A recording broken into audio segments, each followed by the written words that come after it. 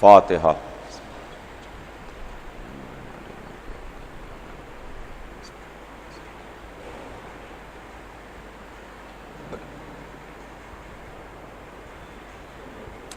اعوذ باللہ السمیع العلیم من الشیطان اللعین الرجیم، بسم اللہ الرحمن الرحیم، الحمد للہ رب العالمین، والصلاة والسلام علی سیدنا و نبینا و شفیعنا بالقاسم محمد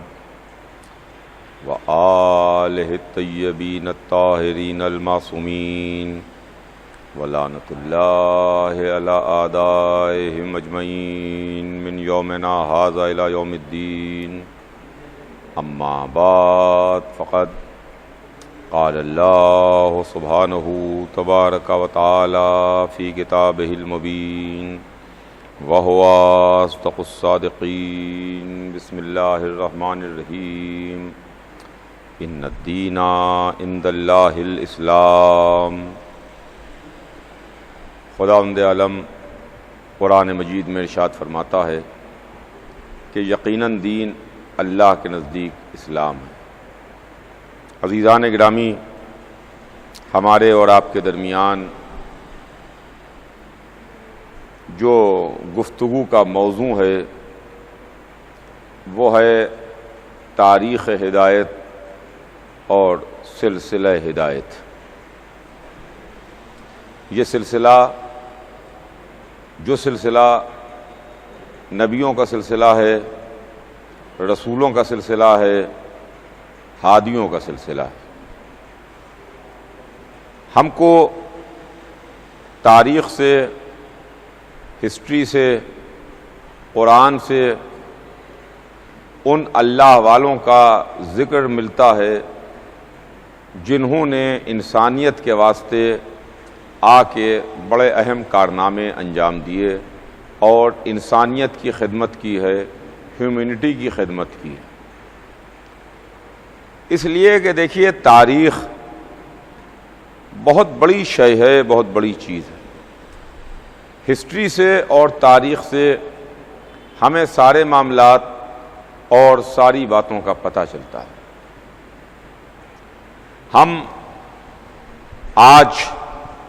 2020 میں سانس لے رہے ہیں، لیکن 1920 میں ہم نہیں تھے، 1820 میں ہم نہیں تھے، 1500 برس پہلے ہم نہیں تھے۔ لیکن جو واقعات ہم کو ملتے ہیں، جو کریکٹرز ہم کو ملتے ہیں، جو باتیں ہم کو ملتی ہیں، وہ سب کی سب ہمیں ہسٹری سے ملتی ہیں، تاریخ سے ملتی ہیں۔ تاریخ سے ہم کو اچھے کرداروں کا پتہ چلتا ہے اور تاریخ ہی سے ہم کو برے کرداروں کے بارے میں بھی معلوم ہوتا ہے۔ تاریخ ہم کو بتاتی ہے کہ کون کیسا ہے، کون اچھا ہے، کون برا ہے، کس نے انسانیت کی خدمت کی ہے، کون زمانے کے لیے نقصان دے رہا ہے۔ تو اس طرح ہسٹری، تاریخ ہم کو روشنی فراہم کرتی ہے، روشنی دیتی ہے۔ تاریخ سے، تاریخ میں جو کریکٹرز بیان ہوتے ہیں، ان کریکٹرز سے، ان کرداروں کے واقعات پڑھ کے ہم نتیجے نکالتے ہیں۔ اس لیے کہ کردار اچھے کردار بھی ہیں، کردار برے کردار بھی ہیں، کریکٹرز اچھے کریکٹرز بھی ہیں، کریکٹرز برے کریکٹرز بھی ہیں۔ ہم اچھے کرداروں کے واقعات پڑھیں، اچھے کریکٹرز کے بارے میں معلوم کریں، اور ہم جو برے اور خراب اور گندے کریکٹرز گزرے ہیں ان کے بارے میں ہم دیکھیں تو ہمیں پتہ چلتا ہے کہ کیا وجہ ہے، کیا باتیں ہیں، کیا چیزیں ہیں جن کی وجہ سے ہم ان کرداروں کو برا کہتے ہیں، ان کریکٹرز کی مذمت کرتے ہیں، ان کریکٹر سے اظہار نفرت اور بیزاری کرتے ہیں، اور ان کریکٹر سے ہم محبت کرتے ہیں، ان کیریکٹرز کو ہم اچھی نظر سے دیکھتے ہیں، ان کیریکٹرز کو ہم تعریف کرتے ہیں اور ان کی مدح کرتے ہیں۔ یہ ساری کی ساری چیزیں، یہ ساری کی ساری باتیں ہم کو تاریخ سے معلوم ہوتی ہیں، ہم کو ہسٹری سے معلوم ہوتی ہیں۔ اسی طرح تاریخ نے، ہسٹری نے، قرآن نے ہم کو انبیاء کے واقعات اور ان کیریکٹرز کے بارے میں بتایا جو کیریکٹرز ہماری رہبری کرنے کے واسطے آئے۔ میں نے ان مجلسوں میں آپ کی خدمت میں انبیاء کا ذکر کیا۔ ظاہر ہے کہ ہمارے پاس وقت بہت کم تھا اور ہم کو آپ کو لے کے بہت دور تک جانا تھا تاکہ ان کیریکٹرز کے بارے میں ہم بیان کر سکیں اور ان کیریکٹرز کے بارے میں ہم کچھ روشنی ڈال سکیں۔ یہ بھی سرکار سید الشہداء حضرت امام حسین علیہ السلام کا فیض ہے، ان کا کرم ہے، ان کا صدقہ ہے، اور یہ عزاداری امام حسین علیہ السلام کی برکت ہے کہ جس کے ذریعے سے، جس کے طفیل میں، جس کے وسیلے سے ہم ان کیریکٹرز کے بارے میں،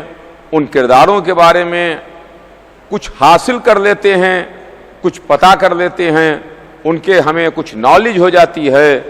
جن کی واقعات، جن کی نالج ہمیں اور کسی دوسری جگہ نہیں حاصل ہو سکتی۔ عزیزان گرامی،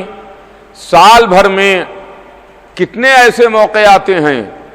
سال بھر میں کتنے ایسے واقعات ہوتے ہیں، سال بھر میں کتنے ایسے مہینے آتے ہیں کہ جس میں آپ ان کیریکٹرز کے بارے میں بیان کر سکیں، آپ اللہ کے دین کے بارے میں بیان کر سکیں، اللہ کی پسندیدہ باتوں کو بیان کر سکیں، یا ان باتوں کی طرف لوگوں کو جانے سے روک سکیں جن باتوں کو اللہ پسند نہیں کرتا ہے۔ سال بھر میں ہم اپنی نوکری میں، اپنے کاروبار میں، اپنے معاملات میں، اپنی سیاستوں میں اتنا الجھ کے رہ جاتے ہیں کہ ہمارے پاس وقت نہیں رہتا۔ ہمیں جو کچھ بھی خیال آتا ہے، جو کچھ بھی اسلام یاد آتا ہے، جو کچھ بھی مذہب یاد آتا ہے، جو کچھ بھی حلال و حرام یاد آتا ہے، جو کچھ بھی وعظ و نصیحت کی باتیں یاد آتی ہیں، وہ صرف ایام اضاحی میں یاد آتی ہیں، وہ صرف محرم ہی میں یاد آتی ہیں۔ کیا وجہ ہے، کیا بات ہے کہ علماء اسلام سال کے 11 مہینوں میں وہ باتیں امت کو نہیں بتاتے، وہ باتیں پبلک کو نہیں بتاتے، وہ باتیں اپنے ماننے والوں کو نہیں بتاتے؟ چاہیے تو یہ ہے، ہونا تو یہ چاہیے کہ جب کوئی شادی ہو، کسی کے بیٹے کا بہت شاندار ولیمہ ہو، جہاں بلائے گئے مہمانوں کی کثرت ہو، جہاں ایک سے ایک عمدہ لباس پہنے ہوئے لوگ شادی میں آ رہے ہوں،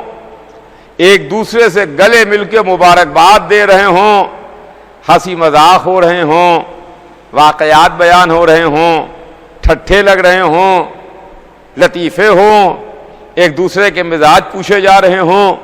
ایک دوسرے کی خیریتیں دریافت ہو رہی ہوں، اس ہی میں آئیں مفتیان شرح متین،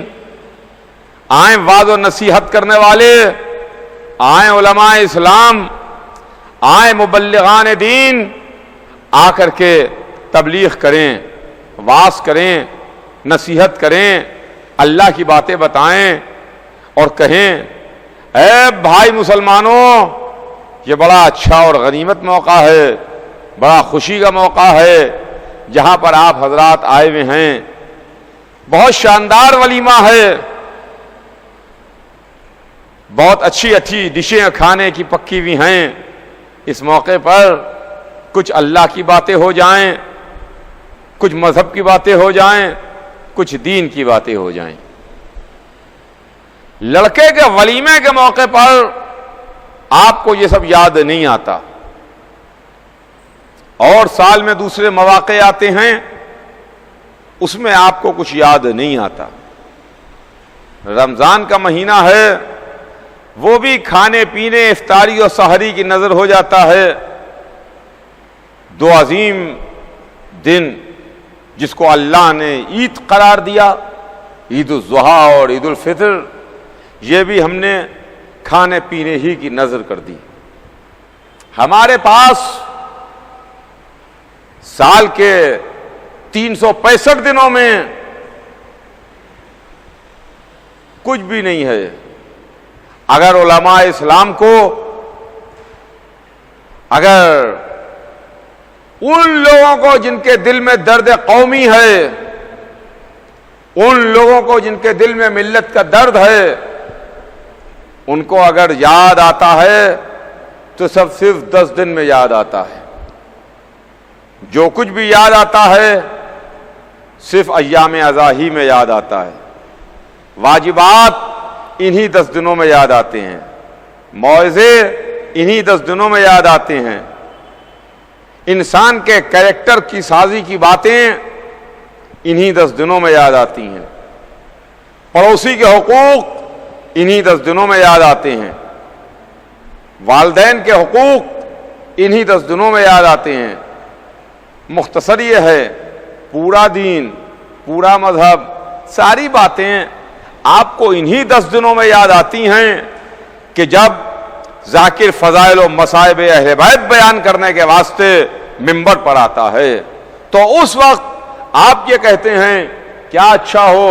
اگر یہ بیان کیا جائے، کیا اچھا ہو اگر وہ بیان کیا جائے، کیا اچھا ہو اگر مقصد شہادت حسین بیان کیا جائے۔ بے شک ضرور بیان کیا جائے، مگر دیکھیے کسی کے حصے میں کٹوتی کر کے نہیں بیان کیا جانا چاہیے ہے، کسی کے حصے کو کٹ کر کے نہیں بیان کیا جانا چاہیے ہے۔ یہ مجلس ہے، مجلس حسین، اس میں بیان ہوں گے فضائل اہل بیت، اس میں بیان ہوں گے مصائب حسین۔ مصائب حسین بیان کرنے کے بعد، فضائل اہل بیت بیان کرنے کے بعد، معجزات حیدر کرار بیان کرنے کے بعد، اس کے بعد سال بھر میں جتنے دن بچیں آپ خوب کہیے ہم خوب اچھی اچھی باتیں بیان کریں گے، مگر آپ کو صرف 10 ہی دن میں محرم میں اسلام یاد آتا ہے، 10 ہی دن میں دین یاد آتا ہے، 10 ہی دن میں مذہب یاد آتا ہے، 10 ہی دن میں اسلام یاد آتا ہے، قرآن بھی 10 ہی دن میں یاد آیا، احادیث بھی 10 ہی دن میں یاد آئیں، واجبات بھی 10 دن میں یاد آئے، حرام باتیں بھی 10 دن ہی میں یاد آئیں جن کی طرف روکا جائے، پڑوسی کے حقوق بھی 10 ہی دن میں یاد آئے، والدین ان کے حقوق یہ بھی 10 دن میں یاد آئے۔ کیا کرنا چاہیے، کن باتوں کو انسان کو اپنے کریکٹر میں ڈھالنا چاہیے، کن بری باتوں سے رکنا چاہیے، یہ سب پورا دین آپ کو 10 دن میں یاد آ رہا ہے۔ اس کا مطلب یہ ہے ہم یہ سوچنے پر مجبور ہوتے ہیں کہ آپ زبان سے تو نہیں کہہ رہے ہیں مگر دل آپ کا یہ کہہ رہا ہے کہ دی است حسین، دی پناہ است حسین۔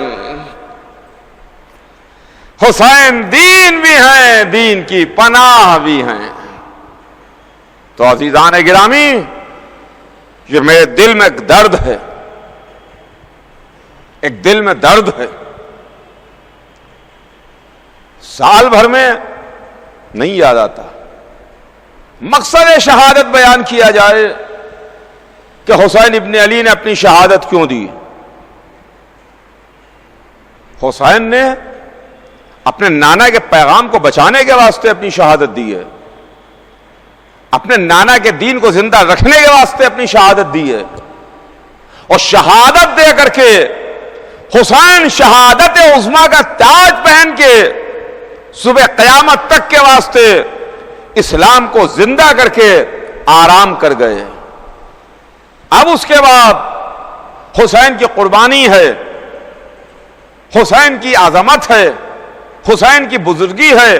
حسین کی شہادت ہے، حسین کا غم ہے، حسین کے غم میں عزاداری ہے۔ یہ ہمیں بپا کرنا ہے، یہ ہمیں کرنا ہے۔ بہرحال اس مہاماری میں، اس کرونا اور کووڈ میں ہم سید الشہداء کا غم منا رہے ہیں، آن لائن ذکر کر رہے ہیں، آن لائن مجلسیں کر رہے ہیں۔ یہ حسین ابن علی ہیں جن کا غم کائنات میں منایا جا رہا ہے، جن کا غم زمین و آسمان میں ہے، جن کا غم کائنات میں ہے۔ اگر ہم حسین کا آج غم منائیں، اگر ہم حسین کے غم میں سیاپوش ہوں، تو حسین کو اس کی حاجت نہیں ہے، حسین کو اس کی ضرورت نہیں ہے۔ یہ غم حسین ہمارا محتاج نہیں ہے، بلکہ ہم اس کے محتاج ہیں کہ ہم حسین کا غم منائیں۔ کسی کے ذہن میں، توجہ چاہوں گا عزیزان گرامی، کسی کے ذہن میں یہ گمان نہ آنے پائے کہ حسین ہماری وجہ سے زندہ ہیں۔ نہ کسی رئیس کے ذہن میں آئے، نہ کسی دولت والے کے ذہن میں آئے، نہ کسی پیسے والے کے ذہن میں آئے، نہ کسی ثروت والے کے ذہن میں آئے، نہ کسی مولانا کے ذہن میں آئے، نہ کسی ادارے والے کے ذہن میں آئے کہ حسین ہماری وجہ سے زندہ ہیں۔ نہیں نہیں، حسین آپ کی وجہ سے زندہ نہیں ہیں، حسین اپنی عظمت و قربانی کی وجہ سے زندہ ہیں۔ آج جو ہم پہچانے جاتے ہیں، آپ پہچانے جاتے ہیں، ہمارے اور آپ کا تعارف اور آئیڈینٹی ہے، وہ حسین ابن علی کی وجہ سے ہے، حسین ابن علی کا صدقہ ہے۔ عزیزان گرامی، یہ سید الشہداء امام حسین علیہ السلام کی منزل ہے۔ حسین اور غم حسین یہ اس کا محتاج نہیں ہے کہ پیسے والے تبرک بانٹیں تو حسین کی مجلس ہوگی، دولت والے غم منائیں تو حسین کا غم منایا جائے گا۔ نہیں نہیں، حسین اس کے محتاج نہیں ہیں۔ مجلس میں کچھ بھی نہ بٹے تب بھی مجلس کی عظمت ہے، مجلس میں بڑے بڑے خان تبرک کے بانٹے جائیں تب بھی حسین کو اس کی حاجت و ضرورت نہیں ہے۔ تو عزیزان گرامی، یہ محرم، یہ عزاداری، یہ مجلس، یہ ماتم، یہ سیاہ پوشی، یہ گریہ، یہ یا حسین کی صدائیں جو ہم کو زندہ رکھے ہوئے ہیں، جو ہماری شناخت ہیں، جو ہماری پہچان ہیں، جو ہماری آئیڈینٹی ہیں، جو ہمارا تشخص ہیں۔ ورنہ مسلمانوں کی بھیڑ میں ہم کب کے کھو چکے ہوتے۔ جو بھیڑ ہے امت مسلمہ کی، اس بھیڑ میں ہمارا وجود ہی نہ ہوتا، ہمارا پتہ ہی نہ ہوتا، ہماری کوئی شناخت و پہچان ہی نہ ہوتی، ہمیں کوئی جانتا پہچانتا ہی نہیں۔ ہم جو آج پہچانے جاتے ہیں، ہمارا جو آج تشخص ہے، ہماری جو آج پہچان ہے، وہ آپ کو معلوم ہے کس وجہ سے ہے؟ کس وجہ سے ہے؟ ایک ولایت کی وجہ سے ہے، دوسرے عزاداری کی وجہ سے ہے۔ ایک ولایت ہے، ایک عزاداری ہے جو ہم کو پہچنوا رہی ہے، جو ہماری آئیڈینٹی ہے، ہمارا تشخص ہے، جو ہم کو زمانے کی بھیڑ سے الگ کر کے لوگوں کے درمیان لا رہی ہے۔ اور دنیا یہ سوچنے پر مجبور ہو رہی ہے کہ اچھا یہی وہ ہیں کہ جنہوں نے غم منایا، یہی وہ ہیں جو روتے ہیں، یہی قوم وہ ہے جو 6 مہینے کے پیاسے بچے کا ماتم کرتی ہے، جس کو پانی کے بدلے میں تیر مارا گیا تھا۔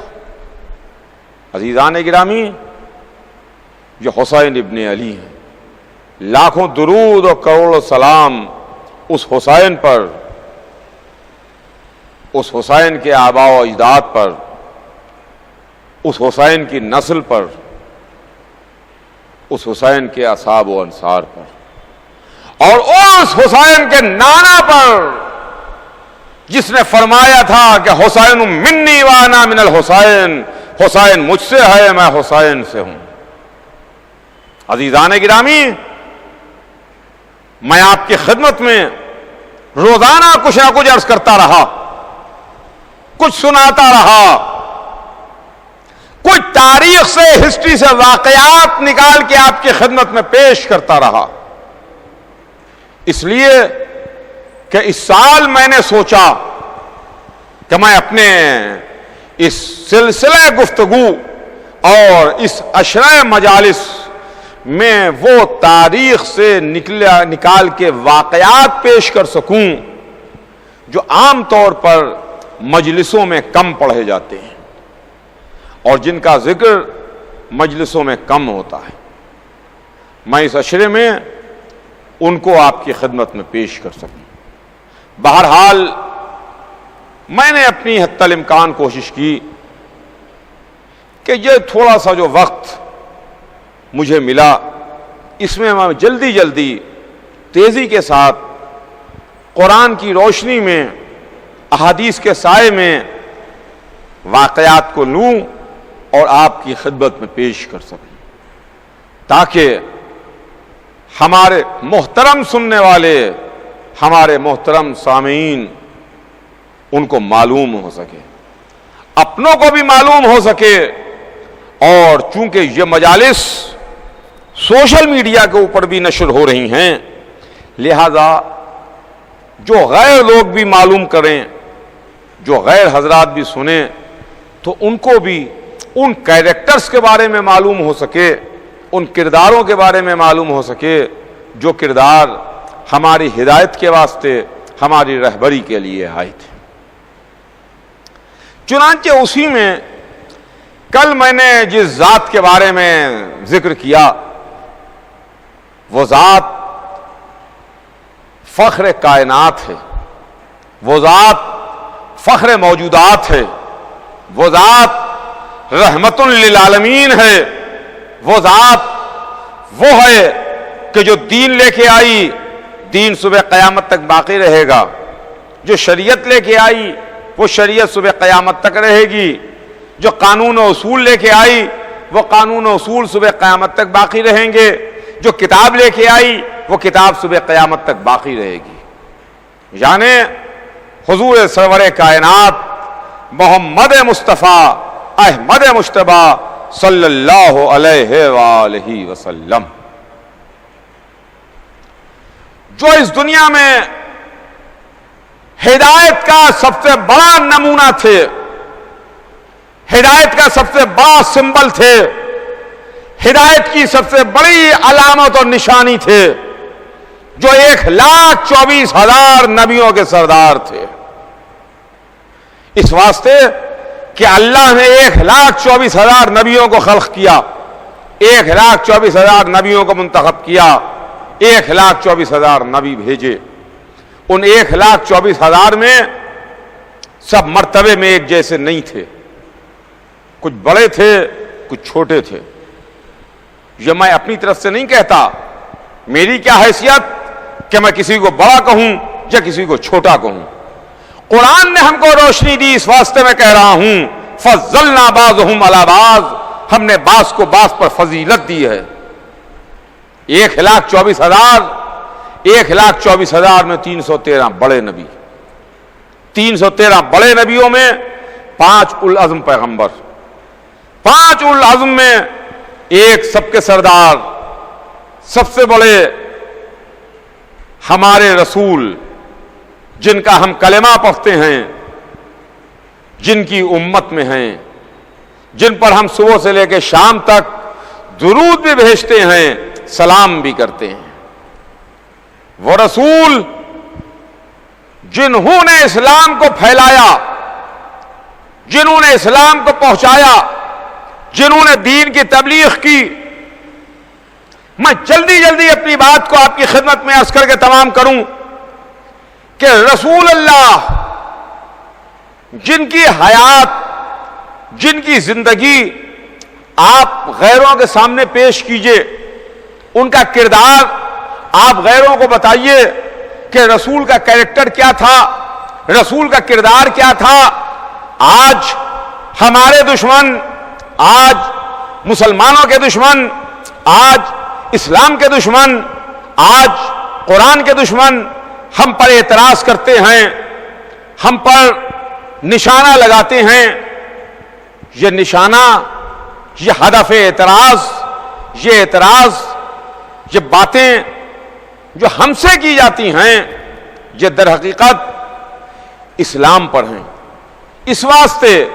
کہ دیکھیے اسلام کوئی ایسی چیز نہیں ہے کہ جس کو آپ بلیک اینڈ وائٹ میں کھڑا کر کے دکھائیے کہ دیکھیے صاحب یہ چیز جو اتنی بڑی بنی ہوئی ہے، یہ عمارت جو کھڑی ہوئی ہے، یہ تصویر جو بنی ہوئی ہے، یہ چیز جو یہاں پر رکھی ہوئی ہے، یہ دین ہے، یہ مذہب ہے، یہ اسلام ہے۔ اسلام تو ایک قانون ہے، اسلام تو ایک دستور ہے۔ ہم نے اس کو مانا، ہم نے اس کو ایکسپٹ کیا، ہم نے اس کو فالو کیا تو ہم مسلمان کہلائے۔ اب غیروں کے سامنے، باہر والوں کے سامنے اسلام کے نام پر ہم ہیں، اسلام کے نام پر ہمارا چہرہ ہے، اسلام کے نام پر ہماری عادتیں ہیں، اسلام کے نام پر ہمارا کیریکٹر ہے، اسلام کے نام پر ہماری عادتیں اور اطوار ہیں۔ اگر ہم اچھا کیریکٹر پیش کریں گے تو غیر ہم اسلام کی اچھی تصویر لے کے جائے گا، اگر ہم غلط اور برا کردار پیش کریں گے تو غیر اسلام کی بری تصویر لے کر کے جائے گا اور غلط تصویر لے کے جائے گا۔ آج یہی تو ہوا کہ اسلام جو بہترین مذہب ہے، اللہ کا پسندیدہ دین ہے، کیا وجہ ہے کہ غیر اس پر اعتراض کرتے ہیں؟ اعتراض کی وجہ یہ ہے کہ ان کو اعتراض کرنے کا راستہ ہم نے دکھایا ہے۔ جھوٹ ہم بولتے ہیں، بدنام اسلام ہوتا ہے۔ کردار ہمارا خراب ہے، ہمارے کردار کی خرابی جا کے اسلام پر چھینٹیں ڈالتی ہے۔ کریکٹر کے ہم خراب ہیں، بدنام اسلام ہو رہا ہے۔ دہشت گردی ہم پھیلا رہے ہیں، کہا جا رہا ہے کہ اسلام وہ مذہب ہے جو دہشت گردوں کو پناہ دیتا ہے۔ اللہ اکبر، استغفر اللہ۔ ہمیں اپنا کریکٹر بنانا چاہیے، اپنے کردار سازی کرنا چاہیے۔ ہمیں اگر اسلام کے ہم چاہنے والے ہیں، اگر اسلام سے ہم محبت رکھنے والے ہیں، اگر اسلام کی محبت ہمارے دل میں ہے، اگر ہم دل سے لا الہ الا اللہ کہتے ہیں، اگر ہم حقیقت میں محمد رسول اللہ کہتے ہیں، اگر حقیقت میں ہم رسول اللہ کو مانتے ہیں، قرآن کو مانتے ہیں، مذہب کو مانتے ہیں، تو کم سے کم اسلام کے نام پر ہم اپنا ایسا کریکٹر اور کردار پیش کریں کہ جس کو غیر دیکھے تو جو کہے کہ صاحب جب مسلمان اتنا اچھا ہے تو اسلام کتنا اچھا ہوگا، جب مسلمان اتنا اچھا ہے تو اس کا دین کتنا اچھا ہوگا، جب دین اتنا اچھا ہے تو دین کا لانے والا کتنا اچھا ہوگا۔ مگر افسوس کہ آج لوگ اسلام پر نشانہ لگا رہے ہیں، اسلام پر فائرنگ کر رہے ہیں۔ میرے پاس وقت نہیں ہے جو میں اس سے زیادہ تفصیل سے آپ کی خدمت میں عرض کر سکوں، لیکن ہمارا جو رسول آیا، جس کی امت میں ہم ہیں، ہم جس کا کلمہ پڑھتے ہیں، ہم جس کو مانتے ہیں، ہم جس کا نام 5 وقت اذانوں میں لیتے ہیں، وہ رسول، اس نے تو کبھی کسی پر زور زبردستی نہیں کی، اس نے تو زبردستی کسی سے کلمہ نہیں پڑھوایا۔ وہ جو کتاب لایا وہ یہ اعلان کرتی ہوئی آئی کہ لا اکراہ فی الدین، دین میں کوئی جبر نہیں ہے، دین میں کوئی زور زبردستی نہیں ہے۔ وہ رسول جو مذہب لایا، جو دین لایا، اس نے کبھی تلوار نہیں چلائی۔ آپ غور تو کیجئے، رسول اللہ کا یہ والا کردار امت کیوں نہیں پیش کرتی؟ رسول اللہ کی ان کی ازواج سے محبت تو امت پیش کرتی ہے، مگر رسول اللہ کا وہ کردار پیش نہیں کرتی کہ دیکھو ہمارا رسول تو ایسا رسول ہے جو رحمت للعالمین ہے، جس نے کبھی تلوار نہیں اٹھائی ہے، جس نے کبھی تلوار نہیں چلائی ہے۔ رسول اللہ کی 63 برس کی زندگی میں چاہے 40 برس رسول کی وہ زندگی رہی ہو جو رسول نے چپ اور خاموش رہ کے گزاری، یا 23 برس کی رسول کی وہ زندگی رہی ہو جس میں رسول اللہ نے اسلام کو پھیلایا اور شمع لا الہ الا اللہ کو روشن کیا، اور وہ پیغام 23 برس میں پہنچایا جس کو صبح قیامت تک باقی رہنا ہے۔ نہ اعلان اسلام سے پہلے نہ اعلان اسلام کے بعد رسول کے ہاتھ میں کبھی تلوار نہیں آئی، رسول نے کبھی کسی کو قتل نہیں کیا، رسول نے کبھی کسی کو مارا نہیں، رسول نے کسی کو زخمی نہیں کیا، رسول اللہ نے کسی کو ہرٹ نہیں کیا۔ دیکھیے بہت بڑی چیز ہوتی ہے کسی کو ہرٹ کرنا۔ کہتے ہیں کہ تلوار کا لگا ہوا گھاؤ تو بھر جاتا ہے، مگر جو زبان کا نکلا ہوا گھاؤ ہوتا ہے، تیر ہوتا ہے، اس سے جو گھاؤ ہوتا ہے وہ نہیں بھرتا۔ الفاظ اور جملوں کا گھاؤ وہ نہیں بھرتا۔ تو رسول نے کبھی کسی کو ہرٹ نہیں کیا، کسی کا دل نہیں دکھایا، رسول نے کسی کے ساتھ وعدہ خلافی نہیں کی، رسول نے ایسا نہیں کیا کہ رسول نے کسی کو ستایا ہو۔ یہاں تک کہ حضور سرور کائنات کا کیریکٹر یہ ہے، رسول کا کردار یہ ہے کہ جب رسول اللہ نے اعلان رسالت کیا، اعلان اسلام کیا، تو کافروں نے رسول اللہ پر ظلم ڈھائے، رسول کے راستے میں کانٹے بچھائے، رسول پر کوڑا پھینکا، رسول اللہ کو پریشان کیا، مگر یہ رسول کا کیریکٹر اور کردار ہے کہ رسول کانٹوں پر چلے مگر شکوہ نہیں کیا، سر پر کوڑا گرا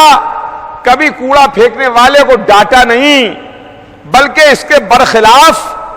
جب کچھ دن سر پر کوڑا نہیں آیا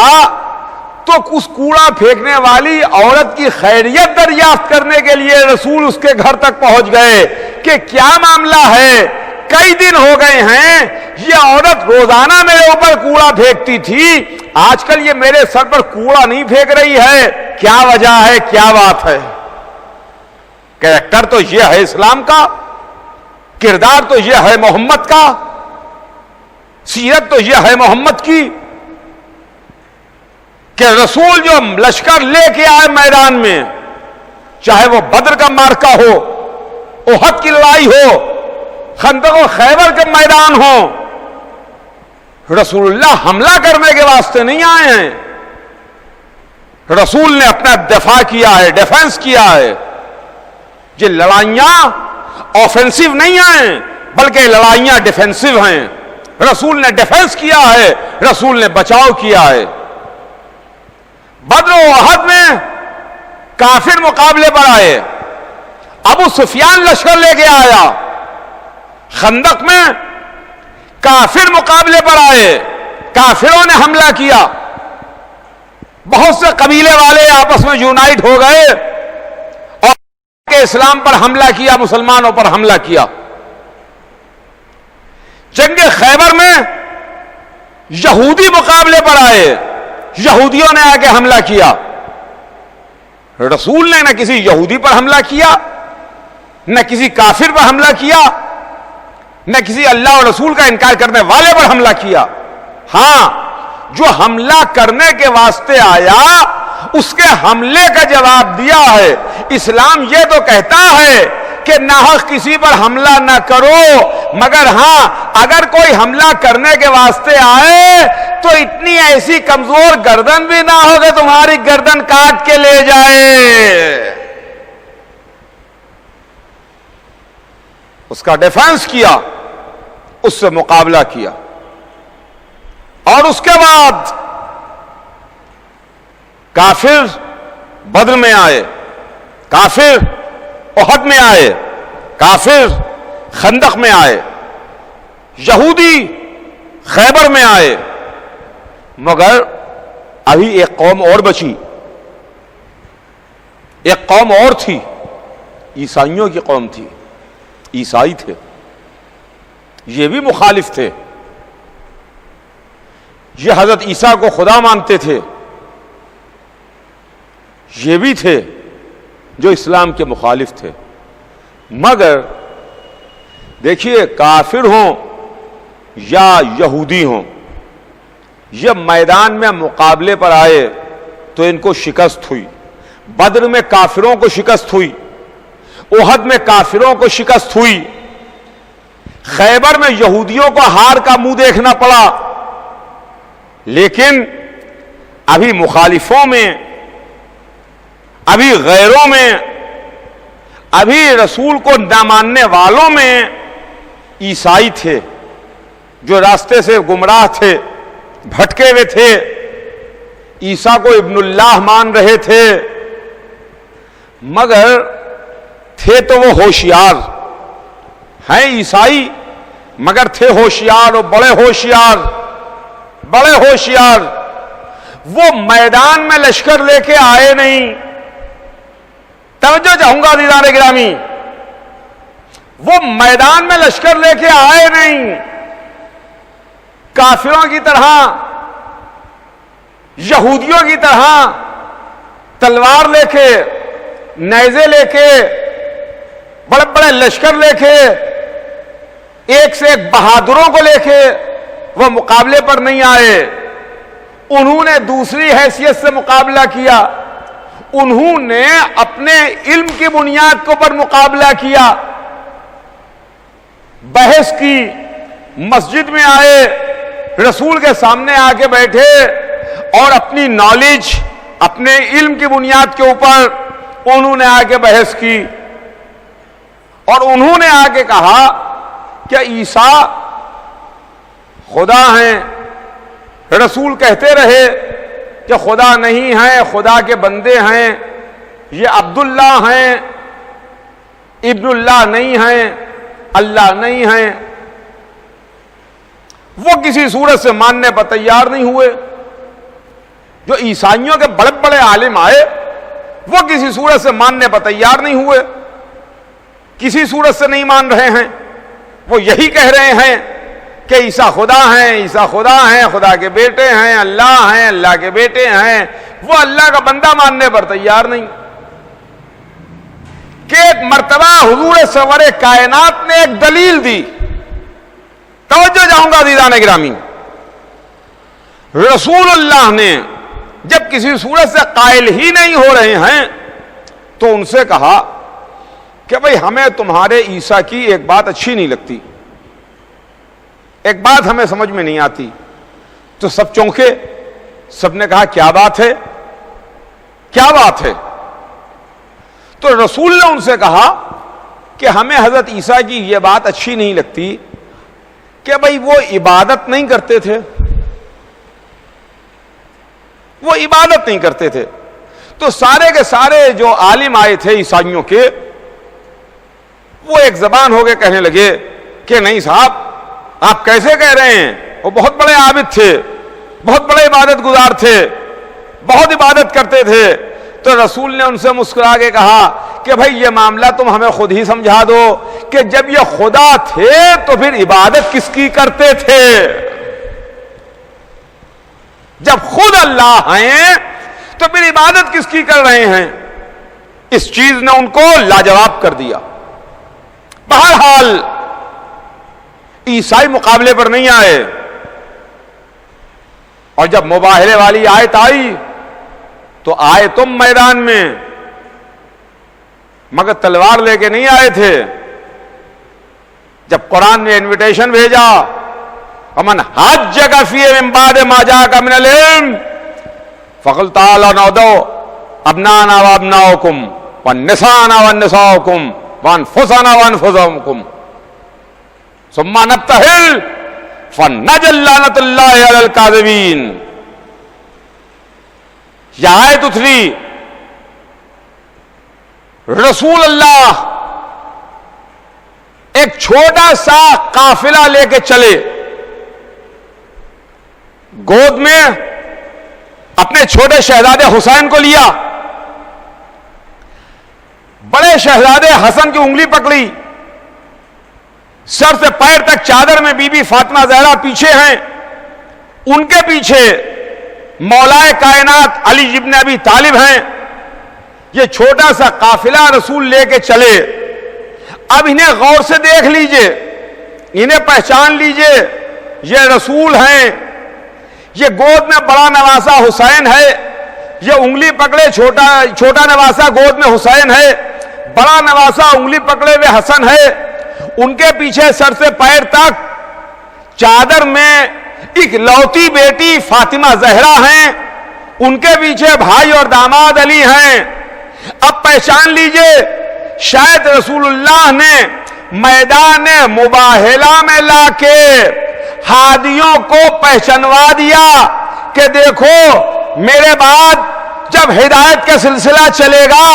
میرے بعد جب ہدایت کی بات آئے,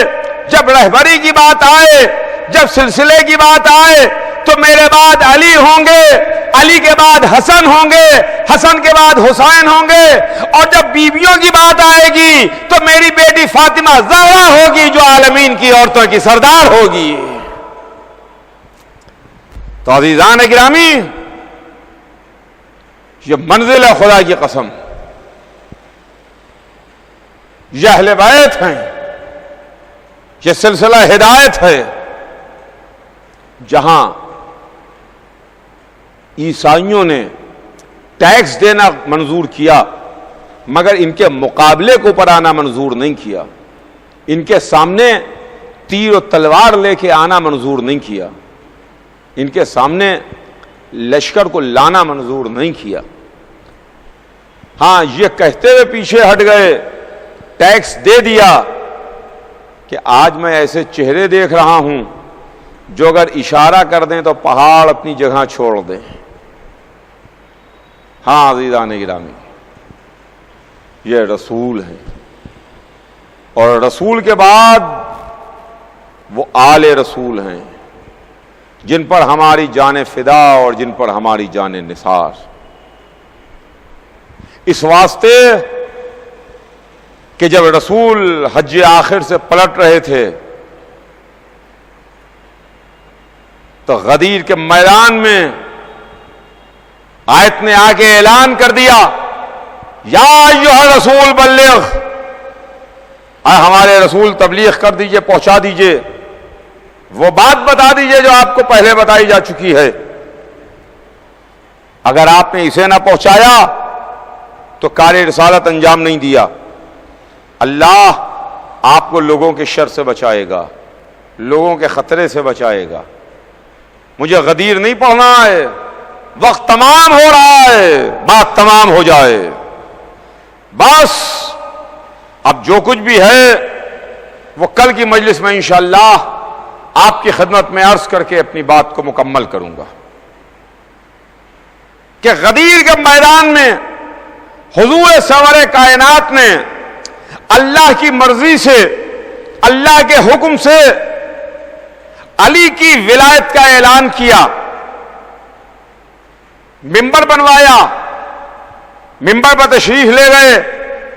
خطبہ ارشاد فرمایا. جب خطبہ دے چکے تو فرمایا کہ اللہ مولایا, اللہ میرا مولا, وانا مولا المومنین, میں مومنوں کا مولا. توجہ چاہتا ہوں, اللہ میرا مولا, میں مومنوں کا مولا, وانا مولا المومنین, میں مومنوں کا مولا. اتنا کہتے کہتے علی کو ہاتھوں پر بلند کیا اور امت کو دکھا دیا کہ من کن تو مولا ہو فہذا علی مولا, جس کا میں مولا اس کے یہ علی مولا. علی کی ولایت کا اعلان کیا, علی کی ولایت کا اعلان کیا. بتا دیا کہ دیکھو یہ سلسلہ ولایت ہے, یہ سلسلہ ہدایت ہے، یہ سلسلہ رہبری ہے کہ میرے بعد علی ولی ہیں، میرے بعد علی ہیں۔ اگر ہدایت چاہیے ہو، اگر رہبری چاہیے ہو، اگر تمہیں صراط مستقیم کی تلاش ہو تو ادھر ادھر نہ بھٹکنا، غدیر کی دوپہر میں آ جانا۔ محمد جس کو ہاتھوں پر بلند کیے ہوں، محمد نے ہاتھوں پر بلند کر کے جسے دکھایا ہو، محمد نے ہاتھوں پر بلند کر کے جسے پہچنوایا ہو، وہ کوئی غیر نہیں ہے، وہ وہی ہے کہ جس نے دعوت عشیرہ میں نصرت کا وعدہ کیا تھا،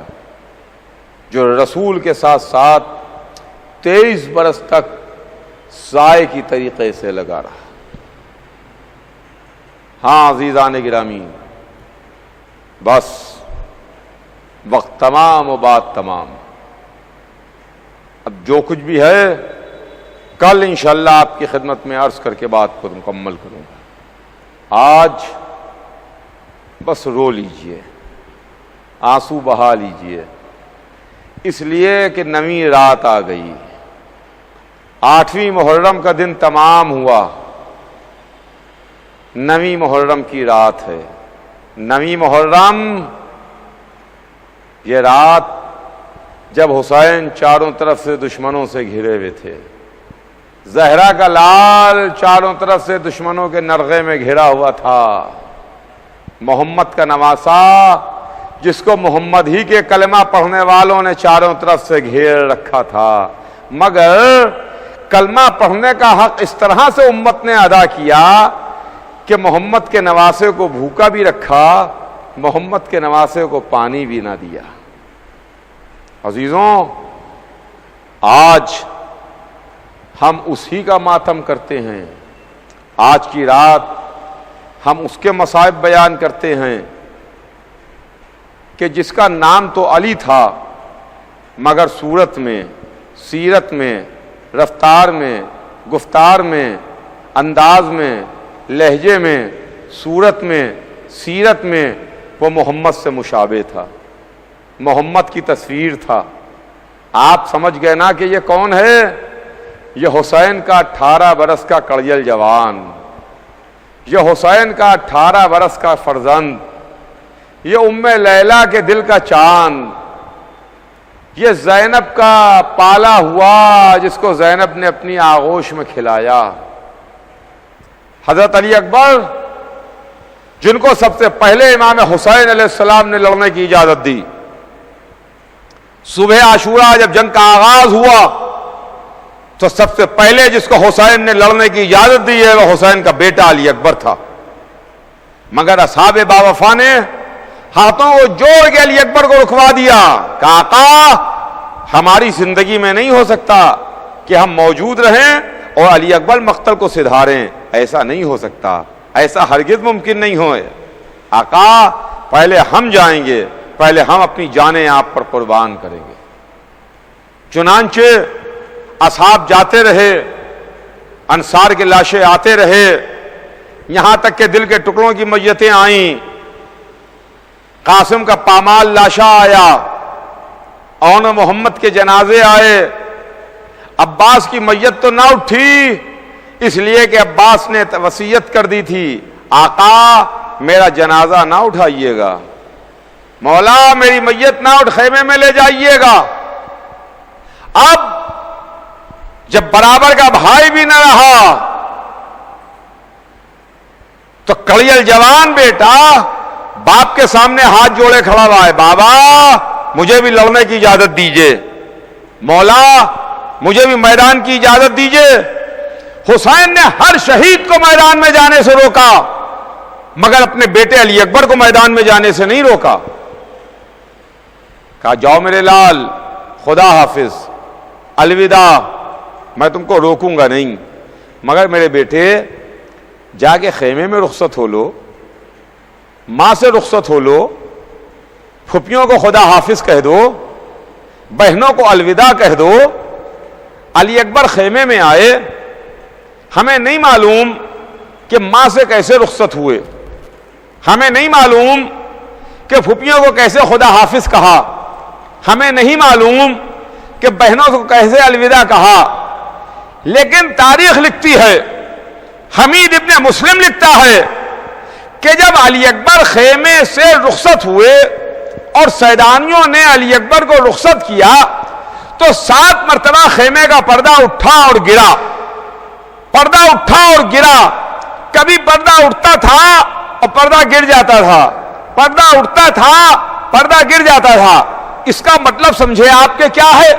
اس کا مطلب یہ ہے کہ علی اکبر خیمے کے باہر نکلنا چاہتے تھے، سیدانیاں روک لیتی تھیں، بیبیاں روک لیتی تھیں، بہنیں جانے نہیں دیتی تھیں، لیکن آخر میں علی اکبر خدا حافظ کہہ کے در خیمہ پر آئے، بابا کی خدمت میں پہنچے، بابا میں ماں کو خدا حافظ کہہ آیا، میں نے پھوپھی زینب سے اجازت لے لی، میں نے بہنوں کو الوداع کہہ دیا، اے بابا خدا حافظ، اے بابا الوداع، بابا مجھے اجازت دیجئے۔ نے علی اکبر کو سجایا، سنوارا، تیار کیا، ہو بہو علی اکبر تصویر محمد نظر آنے لگے، تصویر رسول نظر آنے لگے کہ ایک مرتبہ حسین نے دعا کے واسطے ہاتھوں کو بلند کیا اور فرمایا، پالنے والے گواہ رہنا، میں ایسے فرزند کو تیری راہ میں بھیج رہا ہوں جو صورت و سیرت میں، رفتار و گفتار میں تیرے حبیب سے مشابہ ہے۔ لیجئے علی اکبر مقتل کو سدھارے، حسین نے علی اکبر کو خدا حافظ کہا، حسین در خیمہ پر ٹھہر گئے، علی اکبر مقتل میں آ گئے، لیلا در خیمہ سے حسین کی صورت دیکھ رہی تھی، حسین میدان میں علی اکبر کی جنگ دیکھ رہے تھے کہ ایک مرتبہ حسین کے چہرے کا رنگ بدلا، حسین کے چہرے کا رنگ بدلا۔ لیلا نے تڑپ کے پوچھا، والی خیریت تو ہے، میرا بیٹا کیسا ہے، علی اکبر کیسے ہیں، میرا فرزند کیسا ہے؟ حسین نے جواب دیا، لیلا ایک نامی گرامی پہلوان تمہارے بیٹے کے مقابلے میں آیا ہے، وہ سیر و سیراب ہے، تمہارا لال پیاسا ہے، میں نے نانا سے سنا ہے کہ ماں کی دعا بیٹے کے لیے قبول ہوتی ہے، جاؤ جا کے علی اکبر کی سلامتی کی دعا کرو۔ لیجئے لیلا خیمے میں آئیں، سیدانیوں کو جمع کیا، سر کے بالوں کو کھولا، ہاتھوں کو بلند کیا، اے یعقوب کو یوسف سے ملانے والے، اے ہاجرہ کو اسماعیل سے ملانے والے، میرے علی اکبر کو مجھ سے ملا دے، میرے یوسف کو مجھ سے ملا دے، میرے اسماعیل کو مجھ سے ملا دے۔ ماں دعا کر رہی تھی کہ فضہ نے آگے کہا، شہزادی مبارک ہو، علی اکبر آ گئے۔ اب جو ماں در خیمہ پر آئی تو بیٹے کو پہچان نہ سکی، علی اکبر خون میں نہائے کھڑے ہوئے تھے، سر سے پیر تک جسم خونوں سے آلود تھا، اپنی سوکھی ہوئی زبان چبا کے باپ سے کہہ رہے تھے، بابا بابا ہل تجد من الماء سبیلا، کیا کوئی پانی کی سبیل ہو سکتی ہے؟ حسین نے دہن میں انگوٹھی رکھی، کہا جاؤ میرے لال، تمہارے دادا تمہیں آب کوثر سے سیراب کریں گے۔ علی اکبر مقتل میں سدھارے، حسین در خیمہ پر کسی انتظار میں بیٹھے۔ کچھ دیر میں حسین کے کانوں میں ایک آواز آئی، اے بابا میرا آخری سلام۔ حسین چلے، ارے میرے لال علی، اے میرے لال علی اکبر، یا علی یا علی یا علی کہتے ہوئے چلے، علی اکبر کے سرہانے پہنچ گئے۔ بیٹا زندہ تھا، تکلیف بہت تھی، سینے میں برچھی کا پھل ٹوٹ چکا تھا۔ حسین نے اپنی تنہائی کو دیکھا، علی اکبر کو دیکھا، جسم میں سینے میں ٹوٹے ہوئے نیزے کے پھل کو دیکھا، نجف کا رخ کیا، بابا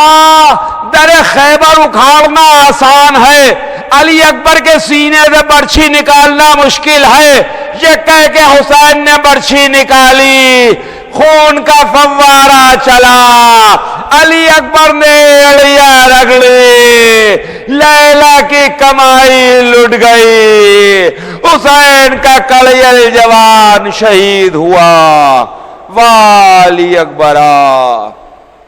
واہ مظلومہ کی صدا۔